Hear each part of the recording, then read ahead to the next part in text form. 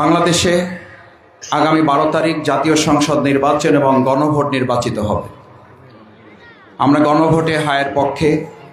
বিচার এবং সংস্কার মানবিক বাংলাদেশ বিনির্মাণের জন্য আমরা গণভোটে হায়ের জয়যুক্ত করতে চাই ইনশাআল্লাহ। কেউ কেউ মুখে হায়ের কথা বলেন, কখনো কখনো মনের ভিতরে নাটা প্রকাশ পেয়ে যায়, কারণ তারা না চান। এই জন্য তারা বিগত 50 বছরের পুরান বাংলাদেশকে রাখতে চান, কারণ পুরান বাংলাদেশ ছাড়া তাদের নতুন কোনো পরিকল্পনা তাদের মাথায় নাই।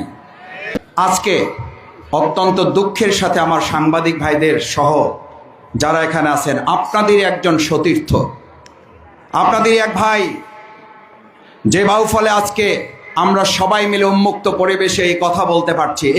এই কনকদিয়াতে 15 বছর সাধারণ মানুষ, রাজনৈতিক নেতৃবৃন্দ, কর্মীরা, আজকে একজন একটু আগে নারায়ে তাকবীর স্লোগান দিয়ে বলেছে বহু বছর দিতে পারিনি, সাধারণ কথা বলা যায় নাই। সেই পরিবেশ যারা তৈরি করেছেন, আমাদের ধুলিয়ার সাংবাদিক মেহেদি, তার সম্মানিত বাবা এবং আমাদের কয়েকজন মহিলা বোন ঘরে ঘরে দাঁড়িপাল্লা এবং 11 দলীয় নির্বাচন ঐক্যের যে আহ্বান তারা পৌঁছাচ্ছিলেন, সামনে থেকে ইপটিজিং করছিলেন, পেছন থেকে তাদেরকে হেনস্থা করছিলেন, ডান দিক থেকে তাদেরকে টেনে হিসড়ে নেওয়ার উদ্যোগ গ্রহণ করেছিলেন, বাম দিক থেকে তাদেরকে আক্রমণ করার উদ্যোগ নেওয়া হয়েছে বাংলাদেশ জাতীয়তাবাদী দলের কতিপয় সেখানকার দুষ্ট প্রকৃতির লোকেরা। তার পাশেই ছিলেন শহীদ মেহেদি ভাইয়ের বাবা। আজ একটা কথা দ্ব্যর্থহীন কণ্ঠে বলে যায়, সেই সময় শহীদ মেহেদি ভাইয়ের বাবা তার প্রতিবাদ করে সামনে দাঁড়িয়ে বলেছিলেন, আপনারা কোন দলন করেন জানি না, মিনিমাম মানুষত্ব এবং মানবতা যদি আপনাদের মাঝে থাকে, তাহলে এই সকল মা বোন এবং আমার বোনদের গায়ে আপনারা হাত দেওয়া, তাদেরকে লাঞ্ছিত করা আপনাদের মানায় না, এটা আপনারা করতে পারেন না।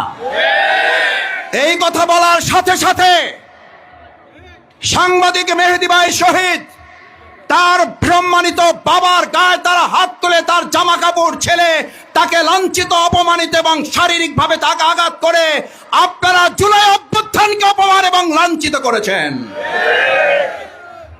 ন্যাশনাল লিডারের বক্তব্য হচ্ছে আই হ্যাভ এ প্ল্যান, আর সেই প্ল্যান তৃণমূলে বাস্তবায়ন হয় আমাদের মা বোনদের ইজ্জত লুণ্ঠন করে, তাদেরকে আঘাত করে, হুমকি ধামকি দিয়ে। নির্বাচন শুরু হওয়ার পর এখন পর্যন্ত আমাদের 36 জন নির্বাচনী নেতাকর্মীতে শারীরিকভাবে লাঞ্ছিত, আঘাতপ্রাপ্ত এবং আহত করা হয়েছে।